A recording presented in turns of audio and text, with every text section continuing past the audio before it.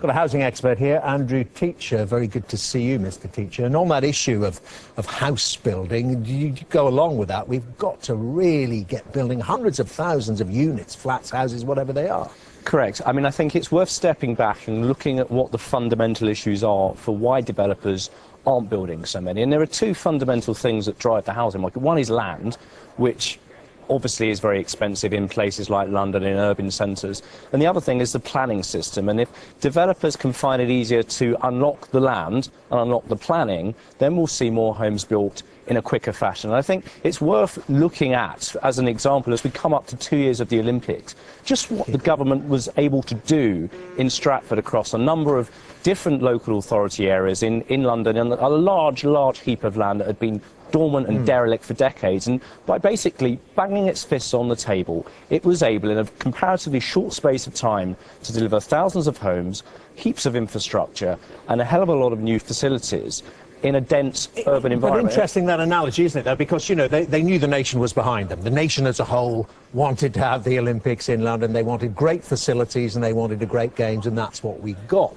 But, you know, there were a few businesses, I remember reporting on the stories, a few houses. Well, they had to be told, sorry, you've got to go for the greater good. Now, it's much different now. If you've got a nice field beside you saying, yes, I agree more houses should be built, but I want that field to stay green. I don't want a housing estate on it. Well, I think we've got to get away from the double standards that people have. Of course, you can always find somebody, as a journalist, you can always find somebody that's displeased with an issue, and the role of Sky News is obviously to balance out that story, and it's quite correct that you do that. But I think you have to look at housing for the greater good, and you can't base strategic... Well, it's not Sky News, it's the politicians. Their constituents are going to say, yes, I want more houses. But that's precisely the issue, is that we're letting local politicians deal with issues of national strategic importance. And if you've got massive schemes for hundreds or thousands of homes, is it right that these things should be decided by councils? Often they're very under-resourced. It's not saying they're bad people, but they're often under-resourced. They necessarily don't have the skills, and often, as you suggest, make decisions based on their own political will, on their own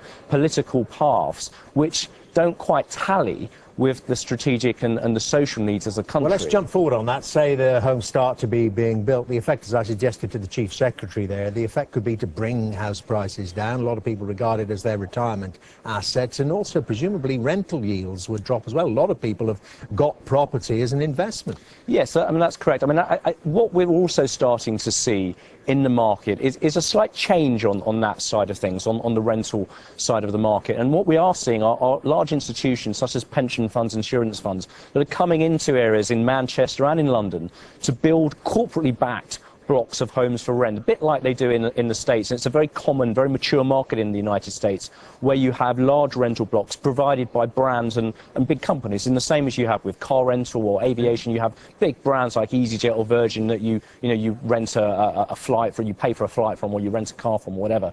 And there are companies like Essential Living, one of the companies that are now starting to do this across London, that are bringing in a new model that could see housing defined as a service, not just as an investment. And I think that's one of the issues we have in England, is that they're conflated, and that we only think of housing as something you buy into as an investment. There's no separation between housing as a service and housing as an investment. And if we can get around that, we can seek to, A, provide more homes and deal with some of the issues, I think, around massive household debt piling up. Make the lines clearer. Andrew Teacher, thank you very much indeed for that.